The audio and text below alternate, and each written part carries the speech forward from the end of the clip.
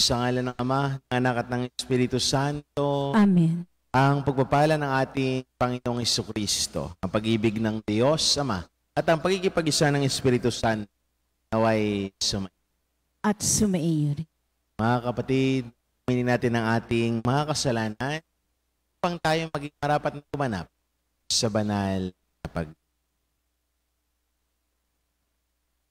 Inaamin ko sa makapangyarihang Diyos At sa inyong mga kapatid, na lubha akong nagkasala sa isip, sa salita at sa gawa, at sa aking pagkukulang. Kaya isinasamo ko sa mahal na Birheng Maria, sa lahat ng mga anghel at mga banal, at sa inyong mga kapatid, na ako'y ipanalangin sa Panginoong ating Diyos. Kawaan tayo ng makapangyarihang Diyos. Patawarin tayo sa ating mga kasalanan at patnubayan tayo sa buhay na walang hanggan. Amen. Panginoon, kaawaan mo kami. Panginoon, kaawaan mo kami. Christ, kaawaan mo kami. Kristo, kaawaan mo kami. Panginoon, kaawaan mo kami. Panginoon, kaawaan mo kami. Manalangin po tayo. Ama naming makapangyarihan, lakas loob ka naming tinatawagan. Sa ngalan mo aming Ama. Sa kalooban namin ay panahanin mong lubos ang iyong espiritong sa aming kumukupkup upang sa lupaing ipinangako kami makapasok. Sa pamamagitan ng Jesucristo kasama ng Espiritu Santo magpasawalang hanggan. Amen. Pagbasa mula sa aklat ni Josue. Noong mga araw na iyon, sinabi ng Panginoon kay Josue, sa araw na ito'y padadakilain kita sa paningin ng buong Israel. Sa ganito makikilala nilang ako'y sumasa iyo tulad ng ginawa ko kay Moises.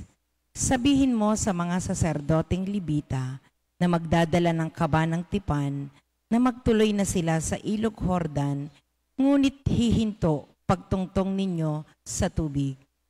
At tinawag ni Josue ang mga tao. Hali kayo at pakinggan ninyo ang ipinasasabi ng Panginoon ang inyong Diyos. At sinabi niya sa mga tao, dito ninyo malalaman na sumasa inyo ang Diyos na buhay. Pagdating ninyo roon, lilipulin niya ang mga Kananeo, ang kaba ng tipan ng Panginoon, ang Panginoon ng sangkalupaan, ay mauunang itatawid ng ilog Jordan. Kapag ang mga saserdoteng may dala ng kaba ng tipan ay tumungtong sa tubig, titigil ng pag-agos ang ilog Jordan. Ang tubig ay matitipon sa isang lugar sa hulo. Sa pangunguna ng mga saserdoteng may dala ng kaba ng tipan, umalis ng kampamento ang bayang Israel upang tumawid sa ilog. Malaki ang tubig ng Jordan sa panahon ng tag-ani. Nang sumapit sa ilog Jordan ang mga saserdoteng may dala ng kaba ng tipan, tumigil ang agos sa hulo at ang tubig ay naipon sa tapat ng bayan ng Adam, lungsod na nasa tabi ng Sartan. Samantala, ang agos na pababa sa dagat na patay sa Araba ay nagpatuloy hanggang sa natuyo ang ilog at nakatawid ang buong Israel. Malapit sa Jericho ang kanilang tinawiran. Nanatili sa gitna ng natuyong ilog ang mga saserdoteng may dala ng kaba ng tipan, samantalang tumatawid sa ibayo ang buong bayan. Tuyo ang nilalakaran nila. Ang salita ng Diyos. Salamat sa Diyos. Salmong tugunan, ang tugon po. Alleluia. Alleluia. Ang bayang Israel sa bansang Ehipto'y doon inilabas, nang ang lahing ito sa bansang dayuhan ay pawang lumikas. Magmula na noon, ang lupaing Huday naging dakong banal, at yaong Israel ginawa ng Diyos na sariling bayan. Alleluia. Ang dagat na tambo nang ito'y makita ay tumakas na rin. Magkabilang panig ng ilog ng Jordan, noon ay humimpil. Maging mga bundok katulad ng tupa ay pawang nanginig, pati mga burol nanginig na parang tupang maliliit. Alleluia. Ano ang nangyari at ikaw, o dagat, wala ng daluyan?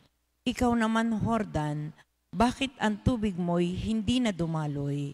Kayong mga bundok, nanginginig kayong tupa ang kapara, at ang mga burol, natakot na parang maliit na tupa. Alleluia.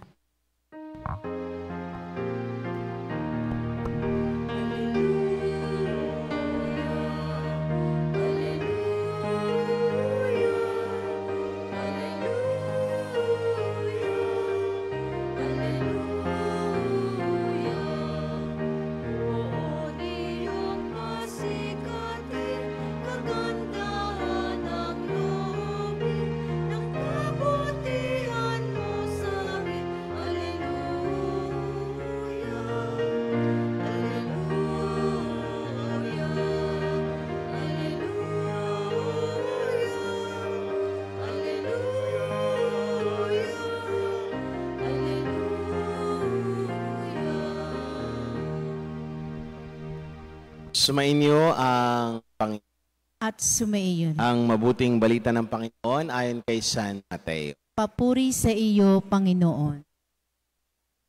Noong panahong iyon, lumapit si Pedro at nagtanong kay Jesus, Panginoon, makailan pong patatawarin ang aking kapatid na paulit-ulit na nagkasala sa akin? Makapito po ba? Sinagot siya ni Jesus, hindi ko sinasabing makapito, kundi 70 ulit pa nito. Sapagkat ang paghahari ng Diyos ay katulad nito. Pinasya ng isang hari na pagbayarin ang kanyang mga lingkod na may utang sa kanya. Unang dinala sa kanya ang isang may utang na 10 milyong piso. Dahil siya ay walang ibayad, iniutos ng hari na ipagbili siya ang kanyang asawa, mga anak, at lahat ng ari-arian upang makabayad. Nanikluhod ang taong ito sa harapan ng hari at nagmakaawa.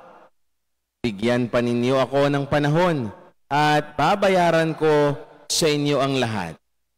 Naawa sa kanya ang hari kaya ipinatawad ang kanyang mga utang at pinayaon siya. Ngunit pagkaalis niya roon ay nakatagpo niya ang isa sa kanyang kapwa lingkod na may utang na 500 piso. Sinunggaban niya ito at sinakal sa baywika, magbayad ka ng utang mo. Naglumuhod iyon at nagmakaawa sa kanya. Bigyan mo pa ako ng panahon at babayaran kita. Ngunit hindi siya pumayag. Sa halip, ipinabilanggo niya ang kanyang kapwa lingkod hanggang ito'y makabayad. Nang makita ng kanyang mga kapwa lingkod ang nangyari, sila'y labis na nagdamdam. Pumunta sila sa hari at sinumbong ang nangyari. Kaya ipinatawag siya ng hari. Ikaw, napakasama mo, sabi niya. Pinatawad kita sa utang mo sapagkat nagmakaawa ka sa akin. Nahabag ako sa iyo. Di ba dapat ka ring mahabag sa kapwa mo? At sa galit ng hari, siya'y ipinabilanggo hanggang sa mabayaran niya ang kanyang utang. Gayon din ang gagawin sa inyo ng aking amang nasa langit kung hindi ninyo patatawarin ang inyong kapatid. Pagkatapos sabihin ni Jesus ang mga bagay na ito, siya ay umalis sa Galilea at nagtungo sa lupain ng Judea, sa kabila ng ilog ng Jordan. Ang mabuting balita ng Panginoon. Pinupuri ka namin, Panginoong Hesukristo. Magandang umaga po sa inyong lahat. At sa mga patuloy na nakikisa sa atin sa ating Facebook Live, magandang umaga din.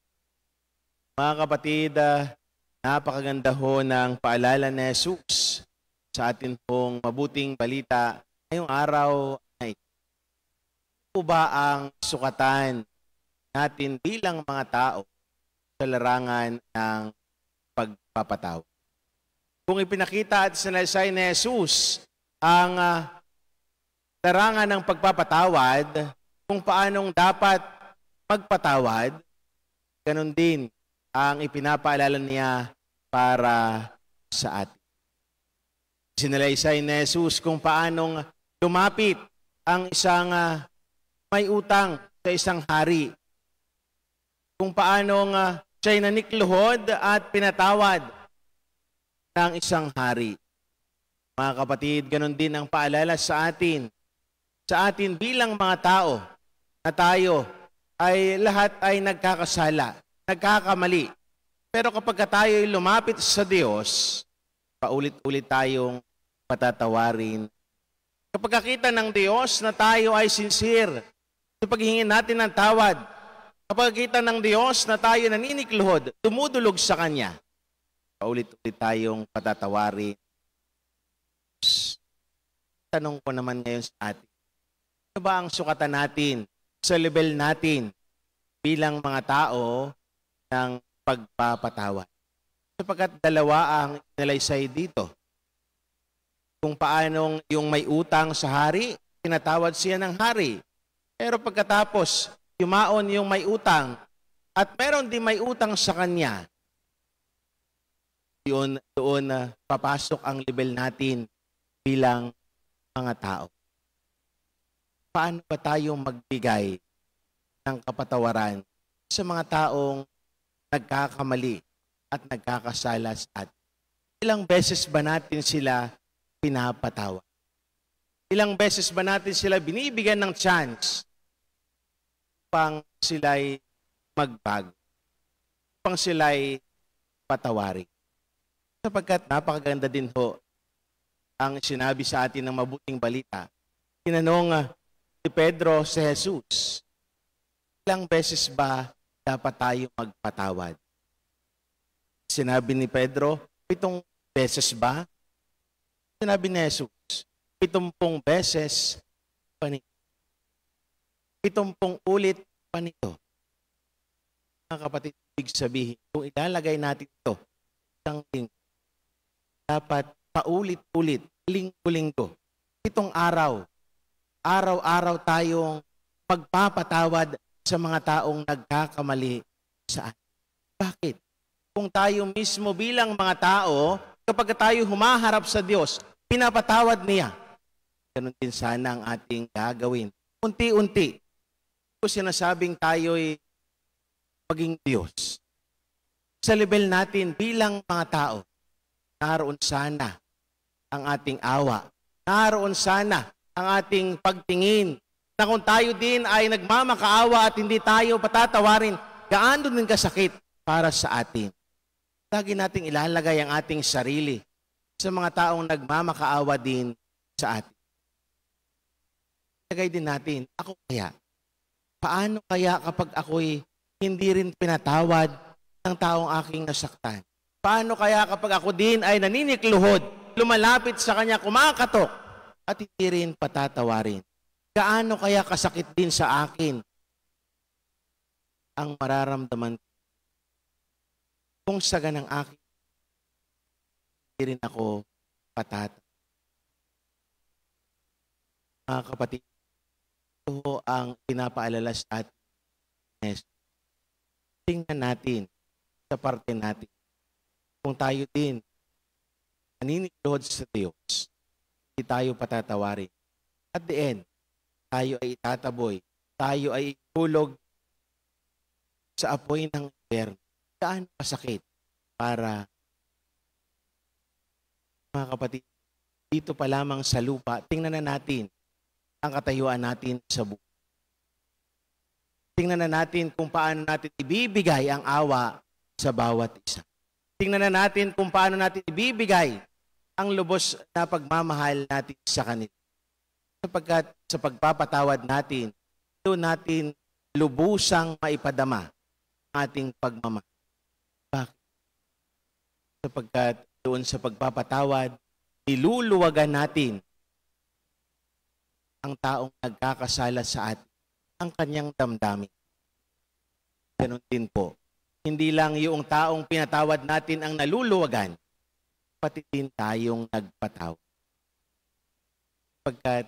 Kapag tayo'y nagpatawad, at taong pinatawad natin, nakangiti sa madadama din natin kung gaanong sila ay naging masaya. Madadama din natin kung paanong sila ay lubusang nakatanggap ng ating pagmamahal. Kaya sa ganang atin ay mararamdaman natin lubos na kapayapaan kung paanong naging payapa din. Kapatid, pinapaalala sa atin, hindi lang 7 beses tayo dapat magpatawad. 70 beses panig. Nawa, ang paalala ni Jesus sa mabuting balita ay unti-unti nating i-apply sa ating mga sarili. Unti-unti nating tayo mismo ang magiging daan, instrumento ng Diyos upang ipadama ang lubusan niyang pagmamahal sa larangan ng pagpapatawad.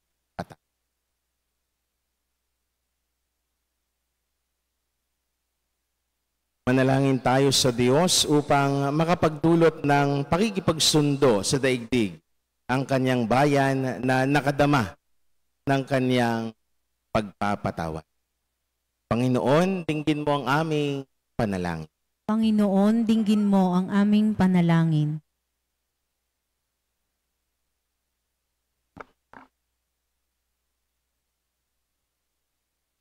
Ang bayan ng Diyos na pinalaya ng dugo ni Kristo, naway hindi magkahiwa-hiwalay at mamuhay sila sa pagkakaunawaan at kapayapaan, manalangin tayo sa Panginoon. Panginoon, dinggin mo ang aming panalangin.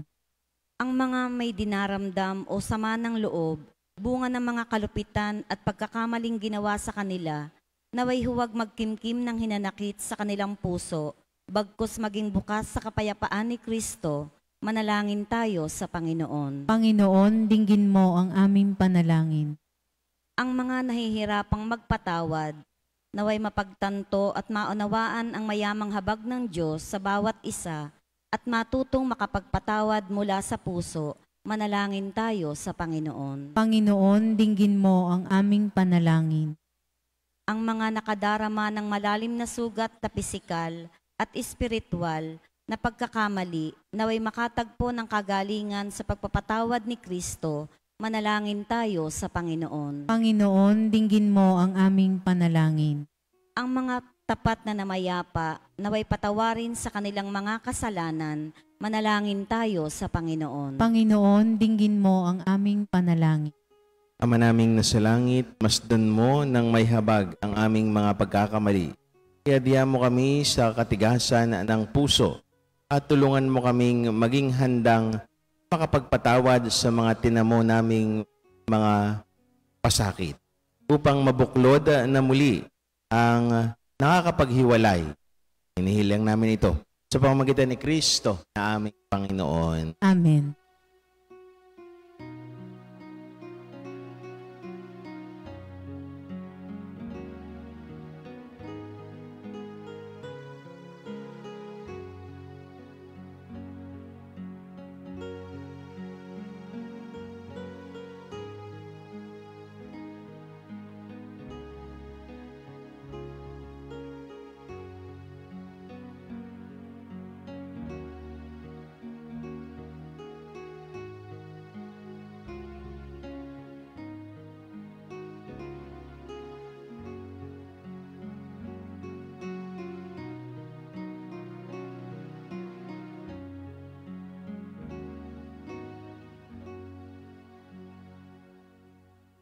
Manalangin kayo mga kapatid upang paghahain natin ang kalugdan ng Diyos amang makapangyari. Tanggapin nawa ng Panginoon itong paghahain sa iyong mga kamay, sa kapurihan niya at karangalan sa ating kapakinabangan at sa buong sambayanan niyang banal.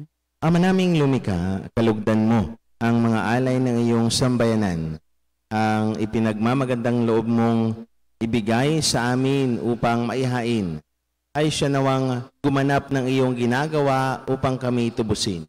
Sa pamamagitan ni Jesucristo kasama ng Espiritu Santo, magpasawalang hanggan. Amen. Sumainyo ang Panginoon. At sumaiyo rin. Itaas sa Diyos ang inyong puso at diwa. Itinaas na namin sa Panginoon. Pasalamatan natin ang Panginoon na ating Diyos. Marapat na siya ay pasalamatan. Ama naming makapangyarihan, tunay nga marapat na ikaw ay aming pasalamatan.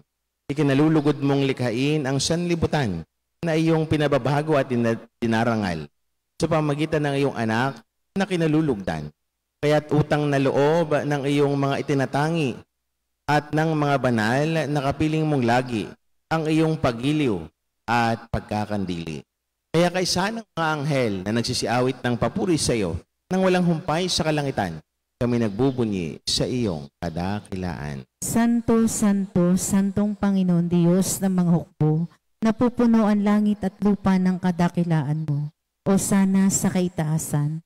Pinagpalaan na paririto sa ngalan ng Panginoon. O sana sa kaitaasan. Ama naming banal, ikaw ang bukal ng tanang kabanalan. Kaya't sa pamamagitan ng iyong Espiritu, gawin mong banal ang mga kaloob na ito upang para sa amin maging katawan at dugo ng aming Panginoong Hesukristo.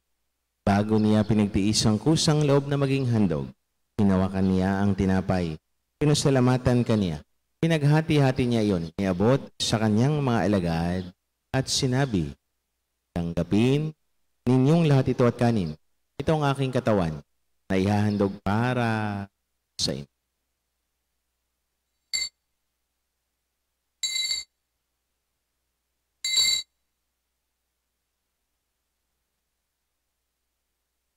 Kaya hindi naman nung matapos ang hapunan, hinawakan niya ang kalis, muli kaniyang pinasalamatan. Iniabot niya ang kalis sa kanyang mga alagad at sinabi, tanggapin ninyong lahat ito at inumin. Ito ang kalis ng aking dugo, ng bago at walang hanggang tipan. Ang aking dugo ay ibubuhos para sa inyo at para sa lahat, sa ikapagpatawad ng mga kasalanan. Gawin niyo ito sa pag-alaala sa akin.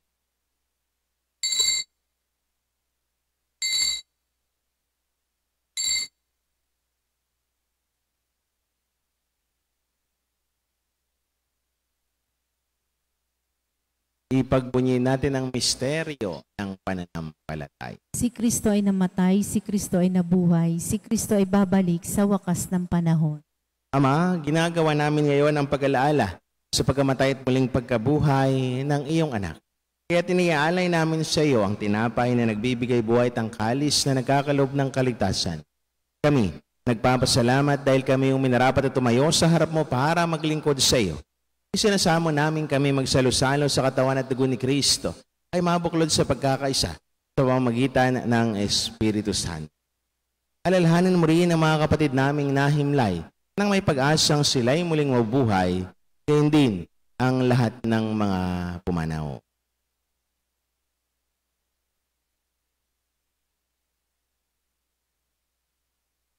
Kawaan mo sila at patuloyin sa iyong kaliwanagan. Kawaan mo at pangindapating kaming lahat na makasalo sa iyong buhay na walang wakas. Kaysa ng mahal na Birheng Maria, na ina ng Diyos, kaysa ni Poong San Jose, kaysa ng mga apostol at ng lahat ng mga banal ni San Jose Marelo, na namuhay dito sa daigdig ng kalugod-lugod sa iyo. May pagdiwang naman namin ang pagpupuri sa kararangal mo sa pamamagitan ng anak na aming Panginoong Hesukristo. Sa pamamagitan ni Kristo, kasama niya at sa Kanya, ang lahat ng parangal at papuri sa iyo, Diyos, amang makapangyarihan, kasama ng Espiritu Santo, magpasawalang hanggan.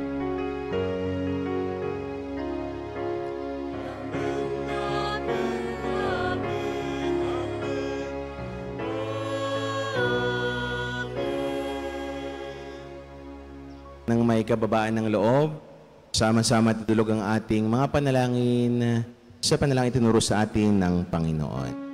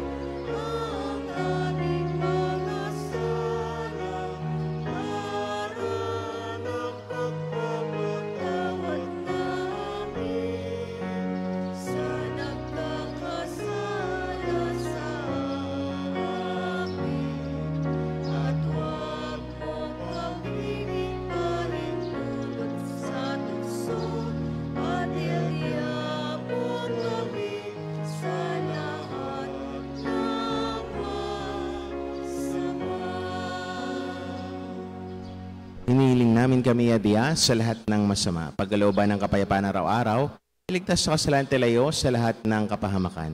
Samantalang aming pinanabikan ang dakilang araw ng pagpapahayag ng tagapagligtas naming si Hesus Kristo. Sapagkat iyo ang kaharian at ang kapangyarihan at ang kapurihan magpakailanman. Amen. Panginoong Hesus Kristo, sinabi mo sa iyong mga apostol, kapayapaan ang iniiwan ko sa inyo, ang aking kapayapaan ang ibinibigay ko sa inyo. Tunghayan mo ang aming pananampalataya at huwag naman ang aming maraming pagkakasala. Pagkalooban mo kami ng kapayapaan at pagkakaisa ayon sa iyong kalooban, kasama ng Espiritu Santo magpa sa walang hanggan. Amen. Ang kapayapaan ng Panginoon ay laging sumainyo. At sumayo rin. Magbigayan kayo ng kapayapaan sa isa't. Peace be with you po. Kordero ng Diyos na nag-aalis ng mga kasalanan ng sanlibutan, maawa ka sa amin. Kordero ng Diyos na nag-aalis ng mga kasalanan ng sanlibutan, maawa ka sa amin. Kordero ng Diyos na nag-aalis ng mga kasalanan ng sanlibutan, ipagkaloob mo sa amin ang kapayapaan.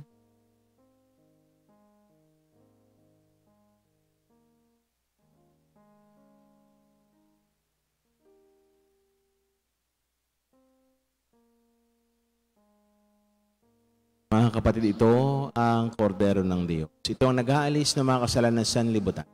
Papalad tayo naniyahan sa kanyang banal na piging. Panginoon, hindi ako karapat-dapat na magpatuloy sa iyo. Ngunit sa isang salita mo lamang ay gagaling na ako.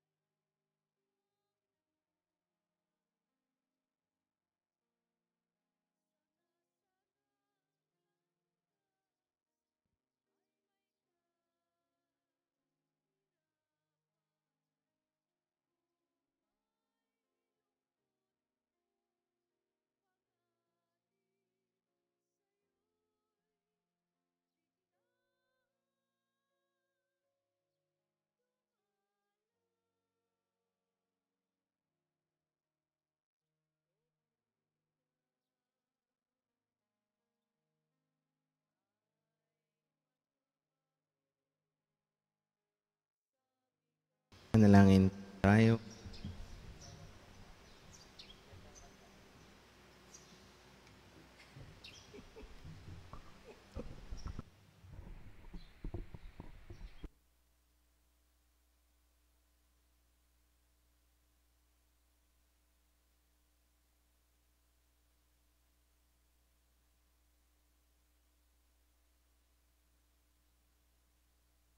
Ama naming mapagmahal, ang pakikinabang namin sa piging na banal ay magdulot nawa sa amin ng kaligtasan at magtanghal sa amin sa luningning ng iyong katapatan.